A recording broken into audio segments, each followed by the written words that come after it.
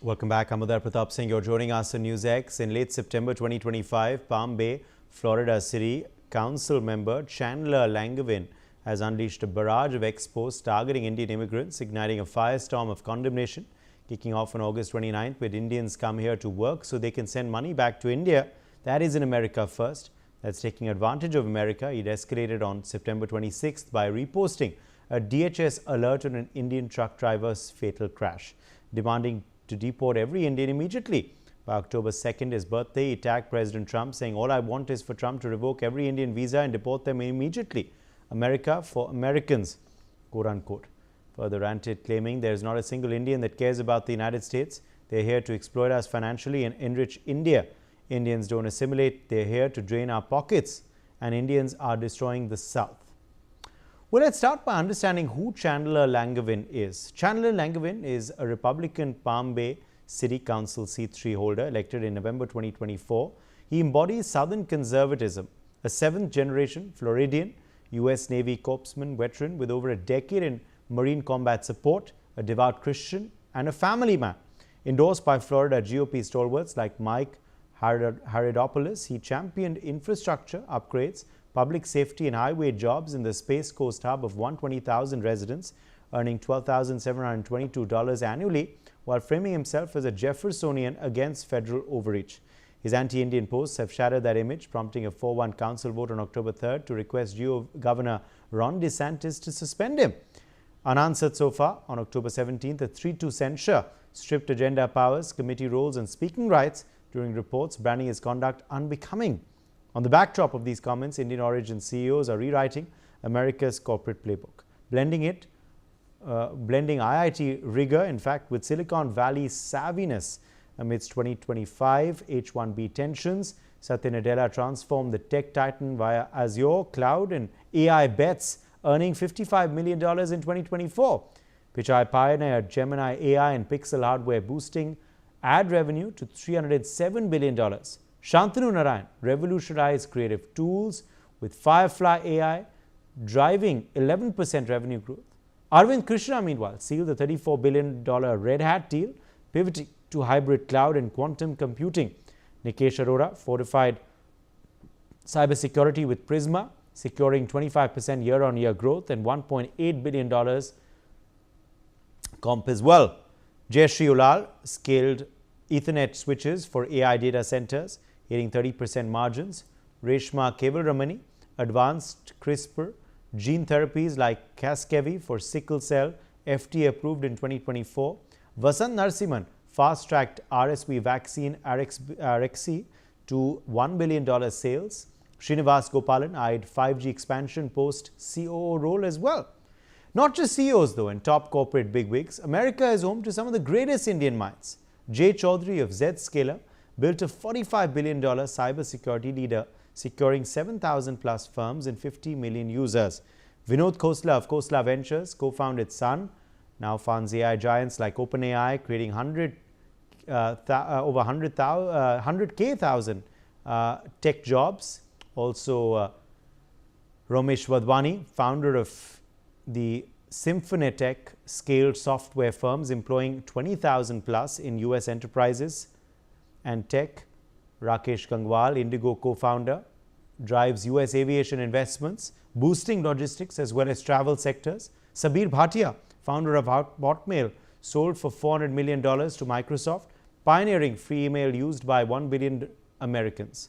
Ajay Banga, former MasterCard, World Bank, digitized payments for 3 billion users, cutting fraud 50% and enabling $6 trillion in US transactions. Prem Watsa of Fairfax grew insurance portfolios, protecting $1 trillion plus in US assets.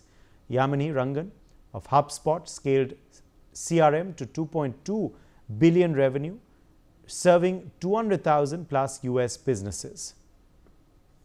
Well, joining us to discuss this story further is Ambassador Bhashwati Mukherjee, former diplomat. Gautam Mukherjee, senior journalist, is also joining us now live. Andrew Latham, professor of international relations, is live with us from Minneapolis as well. Ambassador Mukherjee, let me begin with you first. What should be read into this latest speech by Chandler Langevin? Should such statements be ignored or combated? What is your inference? They should be ignored. Because you said that he's from the deep south, he's a conservative. The deep south is which nurtured slavery and led to the American Civil War. He sounds like a terrible racist. Why on earth should we give him importance by even debating him? Because what he's saying is completely outrageous, and it is against the whole concept of the creation of the United States by the founders of the United States of America. Those of us who've read American history and who admire the manner in which the U.S. developed as a multiracial, multi-ethnic society, which had a dream for everyone coming in, which is what the Statue of Liberty is all about, um, would would believe, like every right-thinking American, that this man is just a complete xenophobic racist. And if he thinks that by revoking the visa of every Indian in the United States and sending them across the ocean back to India, he's doing United States a favor, he's not. He's doing India a big favor. Let him send back all these highly qualified guys who are making billions for the American economy. They are most welcome to return to India. They'll find it a little difficult in the beginning because of the heat and the dust and the pollution. They'll get used to it. The very high standard of living here for those who can afford it.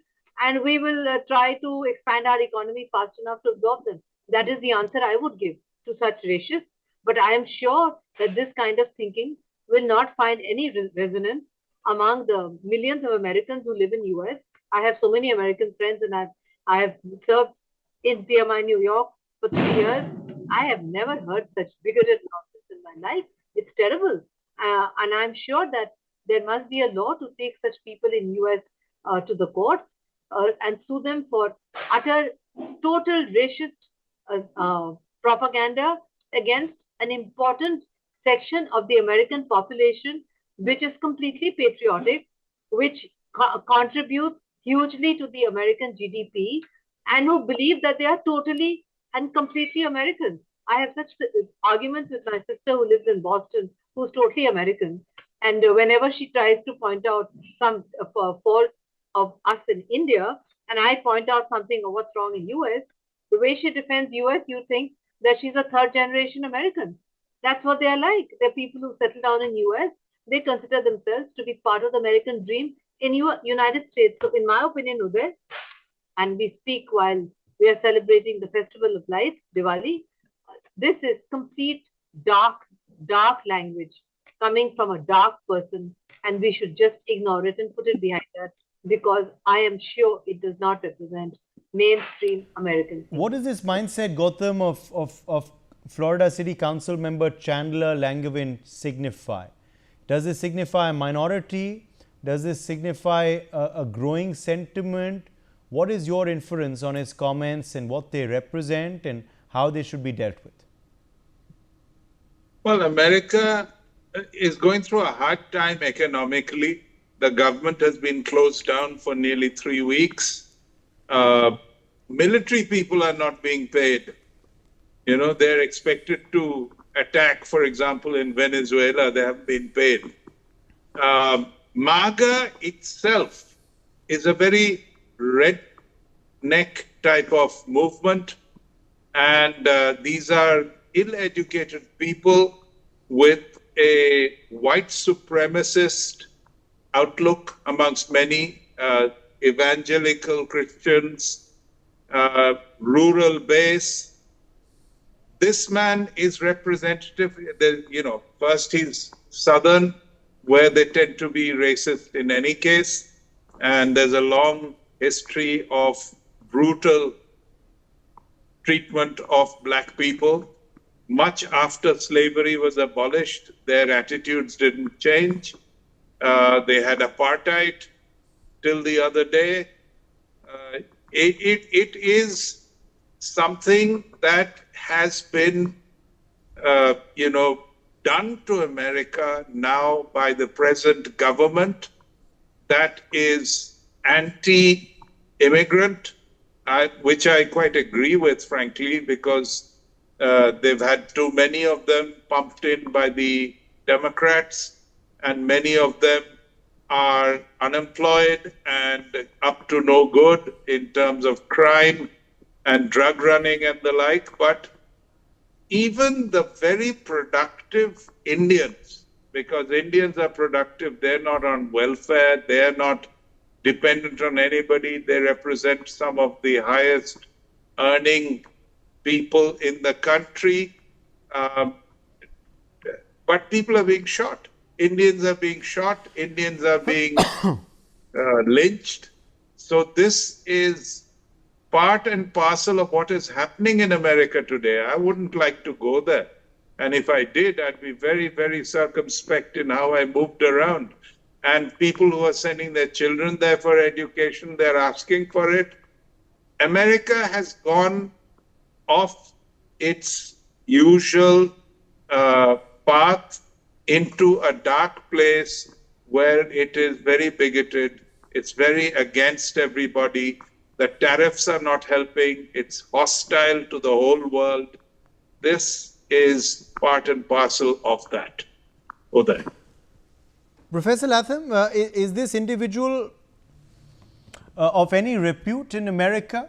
Is he part of the fringe? What have you heard of him and then these rants of his, and how they're being perceived in the US where you are? Well, I'd never heard of him before this morning, and that's not surprising. He's a city councilor in a city far, far away from where I live. He's not a national figure. It needs to be said, as an immigrant to this country, which is what I am, I wasn't born here, I moved here, land of opportunity, home of the free, all the rest of it. My daily experience, and I'm embodied a certain way to be sure, but my daily experience does not reflect the views of this Langevin character. He's an outlier. I would also say that the South in the United States is not what it was 50, 100, 200 years ago, especially in the cities. It's very progressive. It's Democrat-dominated in terms of electoral politics. I'm with the ambassador on this. I think perhaps the best way to approach this fellow is to ignore him altogether. He's not representative. To be sure, this is a moment in American history where some of the less desirable elements of American culture periodically pop in terms of racism and xenophobia. But I've always been welcomed and embraced as an immigrant. I don't think it's about immigrants as such.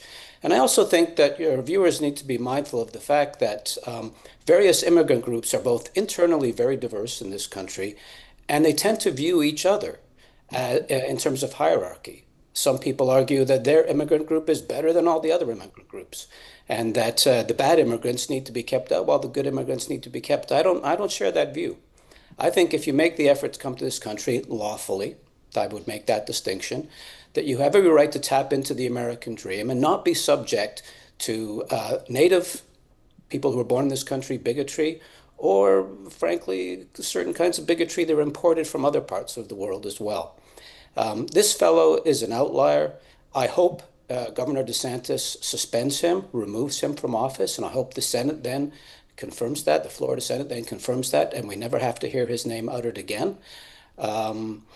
I remain, as an immigrant, very hopeful about this moment and about the future of the United States. This fellow does not speak for me, he does not speak about me, and I'm not listening to him. Professor Latham, why don't you talk about your experience with the Indian American community in the US, their contributions, how they've assimilated there, and the role that they play in, in nation building as well in the United States of America?